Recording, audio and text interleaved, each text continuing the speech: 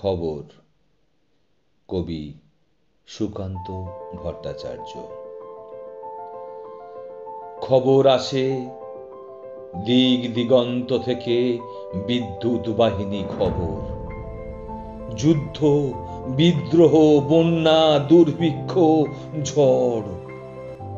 এখানে সাংবাদিকতার নৈশ শব্দ। রাত গভীর হয় যন্ত্রের ঝংকৃত ছন্দে, প্রকাশের ব্যগ্রতায়। তোমাদের জীবনে যখন নিদ্রাভিভূত মধ্যরাত্রি, চোখে স্বপ্ন আর ঘরে অন্ধকার, অতল অদৃশ্য কথার সমুদ্র থেকে নিঃশব্দ শব্দেরা উঠে আসে। অভ্যস্ত হাতে খবর সাজাই, ভাষা থেকে ভাষান্তর করতে কখনো চমকে উঠি, দেখি যুগ থেকে যুগান্তর। কখনো হাত কেঁপে ওঠে খবর দিতে, 22শে শ্রাবণ, 22শে জুনে। তোমাদের ঘুমের অন্ধকার পথ বেয়ে খবর পরীরা এখানে আসে তোমাদের আগে। তাদের পেয়ে কখনো কণ্ঠে নামে ব্যথা, কখনো বা আসে গান। সকালে দিনের আলোয় যখন তোমাদের কাছে তারা পৌঁছয়, তখন আমাদের চোখে তাদের টানা ঝরে গেছে। তোমরা খবর পাও, শুধু খবর রাখো না কারো বিনিদ্র চোখ আর উৎকর্ণ কানের। ওই কম্পোজিটর কি কখনো চমকে ওঠে নিখুঁত যান্ত্রিকতার কোনো ফাঁকে? পুরনো ভাঙা চশমায় ঝাপসা মনে হয় পৃথিবী।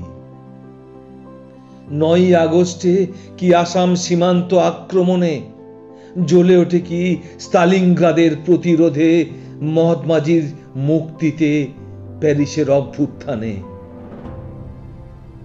দুঃসংবাদকে মনে হয় নাকি কালো অক্ষরের পরিচ্ছদে শোকযাত্রা। যে খবর প্রাণের পক্ষপাতিত্বে অভিষিক্ত, আত্মপ্রকাশ করে নাকি বড় হরপের সম্মানে, এ প্রশ্ন অব্যক্ত অনুচ্চারিত থাকে ভোরবেলাকার কাগজের পরিচ্ছন্ন ভাঁজে ভাঁজে।